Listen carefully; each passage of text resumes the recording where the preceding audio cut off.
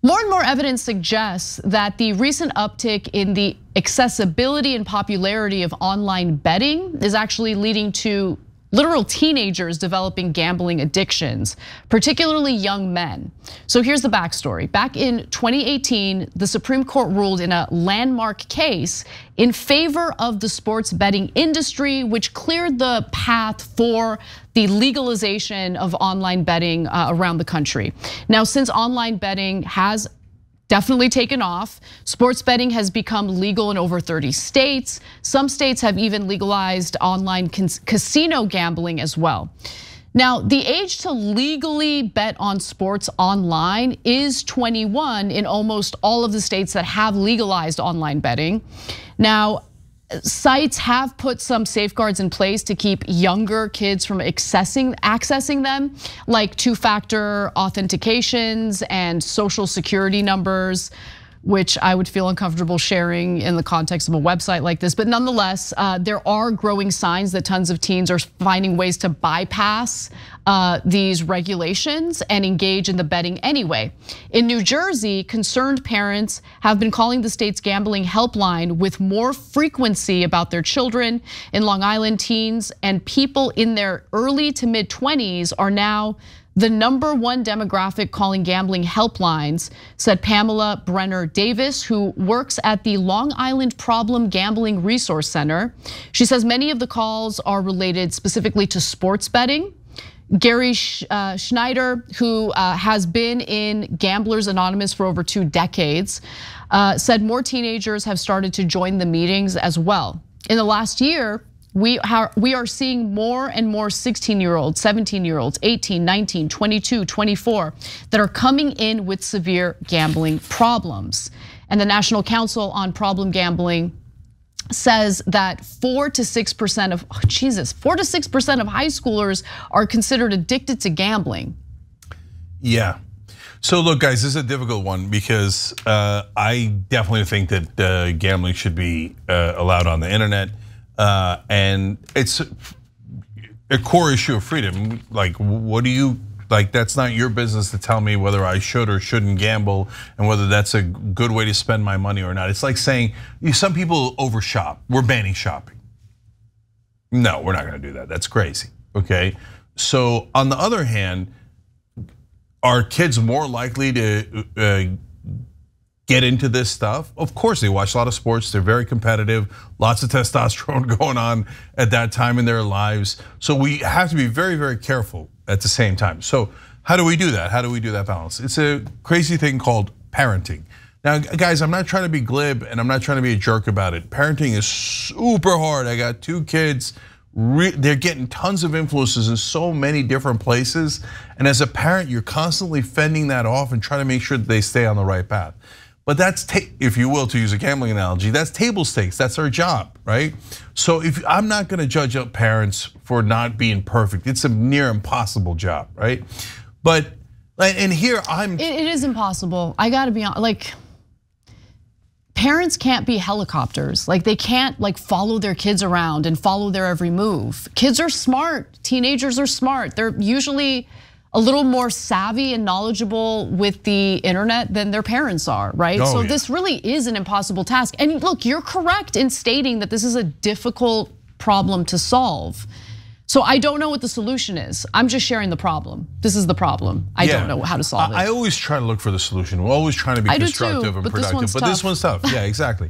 So look, at a minimum, like, guide them. So here's what I do, and I'm terrible here, right? Because I'm a gambler, and so my kids see me yelling at the TV and all that stuff, and even worse, I did okay the last couple of years, and so when I think about that, I'm constantly telling them all the times that I lose, because I want to drill into their head. Most of the time when you gamble, you lose. And I want to associate gambling with losing enough times that at least they're cautious about it, right? And so, lucky for me this year, I get to be a terrific example, having bet on the Vikings and the Giants for this season. And if you're a football fan, you will know that I'm telling my son every single day, Vikings and Giants. Okay, okay. I know you hate the talk of football and sports and stuff, but Edwin laughed because all the football fans know those are two disastrous bets. Disastrous. Okay, so but look, and now we're having fun and we're laughing, right? We're making fun of Baba, right? Good. So I know it's super tough, but you got to try really hard to teach them how to do everything responsibly. Because we could say this about alcohol too. Like, our kids under 21 are gonna get alcohol? Of course, right? Is this the reason why people get so emotional about sports? It's because they've got money on it? No, so that's a second group of people, the degenerates like me and Ben, right? But the main reason why people get emotional about it is they attach their identity to the team. Yeah, that's true. And so anytime you attach an identity, and we see it in Israel and Gaza, for honestly, serious, really important issue. We see it here in America with MAGA guys and the other guys, right? But it's not just about ethnicities and race and religion. There's tons of our different identities. I'm a Steeler fan, okay? That's part of my identity. And so I'm not gonna go root for the goddamn Cowboys. And so when the Steelers lose in the Super Bowl, when they had it in that Mendenhall fumbles, yeah, we get mad, right? I get it, and like, look, like as an Angelino, I definitely support the Dodgers, right? But I refuse to bleed blue. Because I'm worried, like if I were the type to bleed blue, I would be devastated during the playoffs. I'm gonna say something super embarrassing. With Kershaw, come on, man. It's all in your head. You gotta be a little more clutch than this. She knows that one thing about Kershaw. She keeps going back to that well. And by the way, just quick on that, now we're on a tangent. Sports is not about just skill. You need the skill. Like, the other day, my wife and I having a discussion / debate about it. I'm like, yeah, babes, but it's not all willpower. I could not play in the NBA, no matter what. If I was the most willpower dude in the world, was a superhero of willpower, I still couldn't play in the NBA. But for the guys who have enough skill to be able to make it, the best athletes are always the ones that try the hardest, that work the hardest. It's not an accident, it's not a coincidence. Like David Beckham, bended like Beckham, he had the best corners, best passing, etc. Why? There's a documentary on Netflix, and my wife, funny enough, was watching it, and I saw a part of it. It's because his dad made him practice corners thousands, tens of thousands of times, right? Corners? Yeah, corner kicks in soccer or football. And so everybody's like, oh man, Beckham's got amazing how he passes and he does the corner kicks, etc. No, it wasn't just random skill. That's because, we're talking about practice. Yeah, because that's because Beckham worked the hardest at it. LeBron James works the hardest. Kobe Bryant worked the hardest.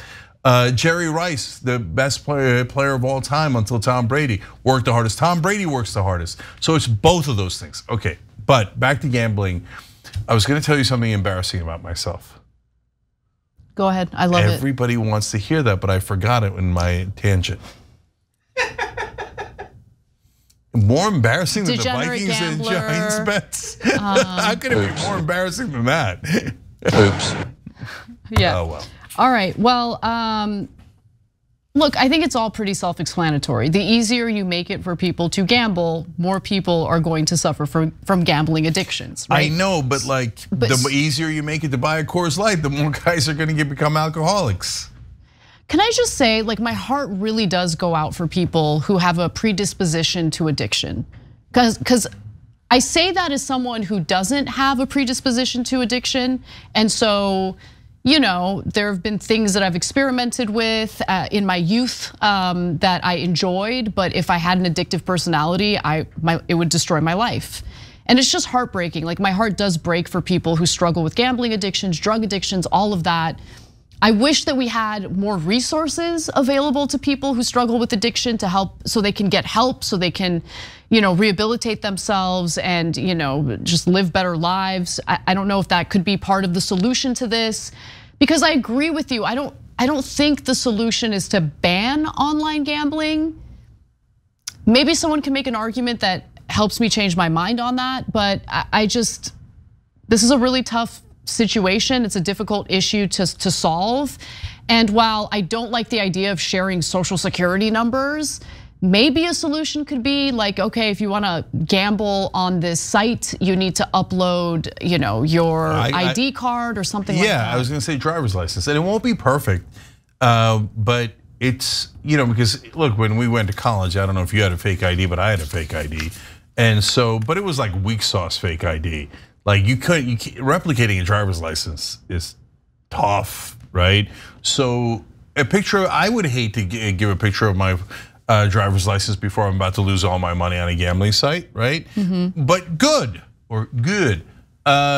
because you should create a little disincentive and should make it harder for under 21-year-olds to bet, because they're more vulnerable, because their brains are not fully formed yet, more likely to get addicted. And Anna, I totally agree with you. There's two sets of folks that I always have great sympathy for.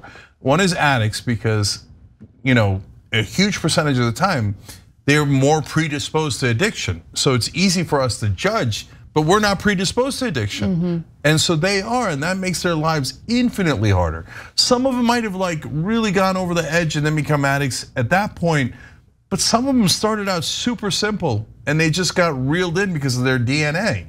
And so that's one. The other is like those poor guys who have the wrong fetishes. Yeah, you catch the wrong fetish, man, and nobody's gonna have any sympathy for you, and it is what it is. And it's like the most random thing that I'm thankful for, and I'm like king of being thankful. I'm like, but every time I'm like, oh, thank God I don't have a crazy fetish. Hey, thanks for watching that video. We really appreciate it, guys. And we appreciate it if you become members, because that allows us to be independent, honest, progressive, all the things that you don't get from corporate media. And all of that is because of you guys. Hit the join button below and become one of us, become a young Turk.